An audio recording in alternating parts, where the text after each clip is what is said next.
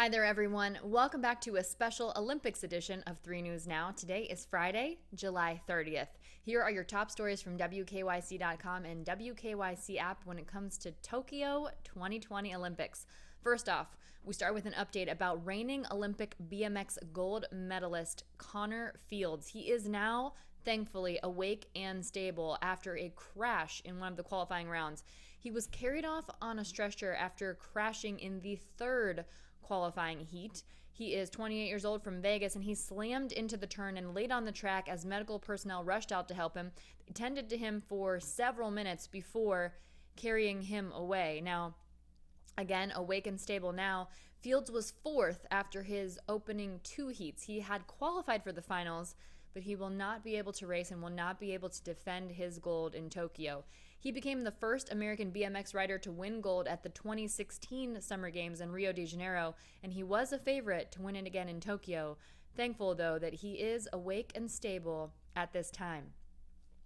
Now, we're following what's going on with legendary gymnast Simone Biles, and she recently posted some videos explaining the twisties, that phenomenon that is a disconnect, according to gymnasts, between their body and their brain, and lacking the ability to make their body do what it's been trained to do. Here's what Biles posted. For anyone saying I quit, I didn't quit. My mind and body are simply not in sync, as you can see here. Now, she posted some videos that have since been deleted, but the videos do show her doing some training and landing on her back on a soft pad. Now, she noted in one of those videos she was supposed to do 1.5 more twists on the dismount. And she said, I don't think you realize how dangerous this is on a hard competition surface, nor do I have to explain why I put health first. Physical health is mental health. Now, in another video, she had another dismount, and she said she was still a half twist short. Then she said that she described how she was feeling as not being in the right headspace, and she said it started after she arrived in Tokyo. She also addressed people who she called know-it-alls, questioning why there wasn't an alternate who was able to take her place during the gymnastics team finals. And she said that it randomly started happening after preliminary competition the very next morning. She said by that time, no, an alternate was not allowed to be placed in her position, calling, again, people who making those comments know-it-alls. Now, Biles explained that the twisties, which is a phenomenon where gymnasts' rhythm is off, is an issue with the athlete's mind and won't allow them to complete a trick. She said, sometimes I can't even fathom twisting. I seriously cannot comprehend how to twist. Strangest and weirdest thing as well as a feeling. And she was asked how long it usually takes her to recover from this, and she says it varies, but in the past it's been 2 or more weeks when she's had the twisties before. We will continue to stay updated on Simone Biles and what happens as she continues to be evaluated, because remember, she has qualified for each of the 4 individual events, and that's something that she didn't even do in 2016 in Rio de Janeiro when she came home with 5 medals from the Olympics. Now, it seems like the honeymoon period is over between Team USA coach Jerry Colangelo and Kevin Love. He's now making some statements about Kevin Love's selection to Team USA that are not in line with what he was saying previously.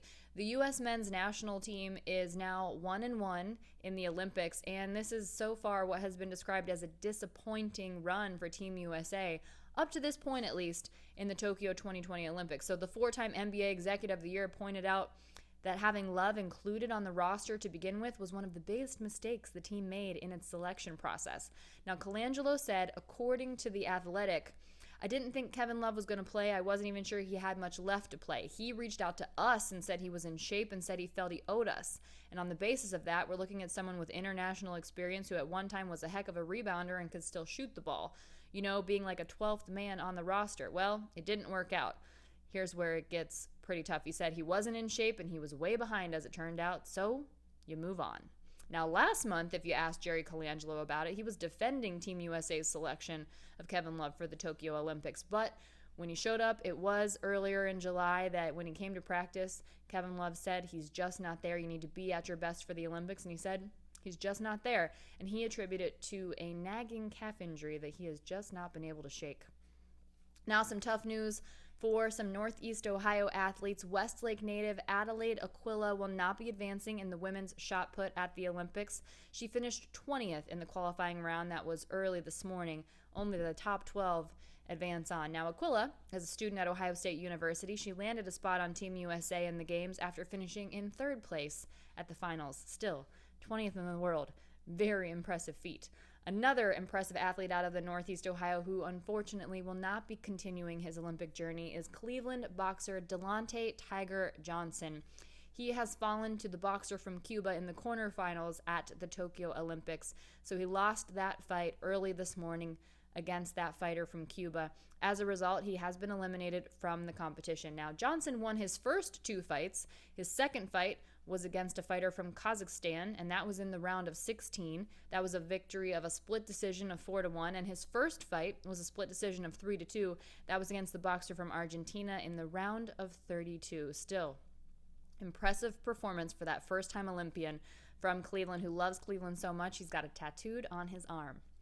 Now, good news for a boxer out of Toledo. O'Shea Jones has already secured a medal, but she's not going to be happy with just taking home the bronze. This competitor out of Toledo is very excited to have claimed her second victory in the Tokyo Olympics early Friday morning. This was against the boxer from the Dominican Republic. It was a unanimous 4-0 decision. After the win, she said, "Shout out to my family."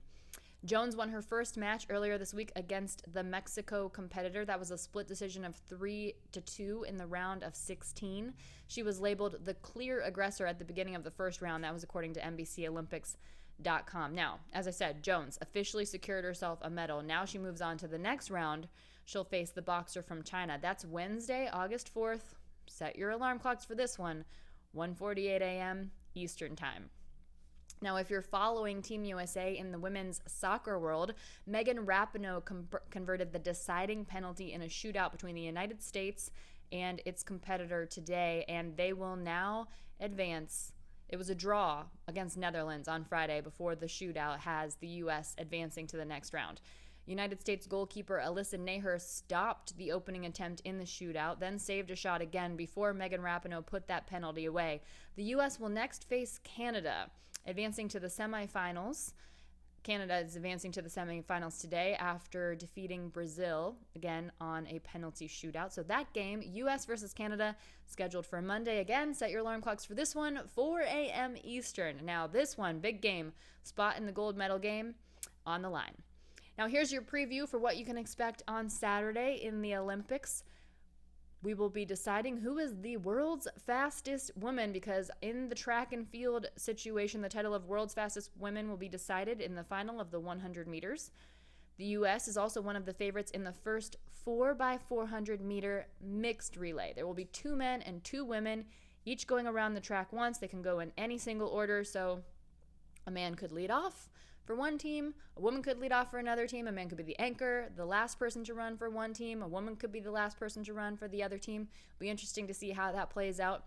Team USA, definitely a favorite in that one. Also in the swimming, the final medals will be handed out in swimming. Finals will be held in the men's and women's 50-meter freestyle, followed by the first ever medals in the men's 1,500 meters. And that will wrap up with men's and women's 4x100 meter medley relays. Now, in beach volleyball, the beach volleyball knockout round begins. There will be 2 men's and 2 women's teams from the United States that have advanced out of the group stage. And in BMX freestyle, we will see competitors have 60 seconds to show off their top tricks and skills in the brand new event, making its debut in Tokyo. Also, the final round of the men's golf tournament is scheduled for Saturday, although weather has caused delays in the earlier rounds. Now remember, for live streams of all of these events, just go to wkyc.com/Olympics and make sure you're following WKYC on Twitter, and make sure you're subscribed to our WKYC app so you get those push notifications so that you can get the results as soon as they come in. This is Stephanie Haney, and this has been your 3 News Now special Olympics update for Friday, July 30th.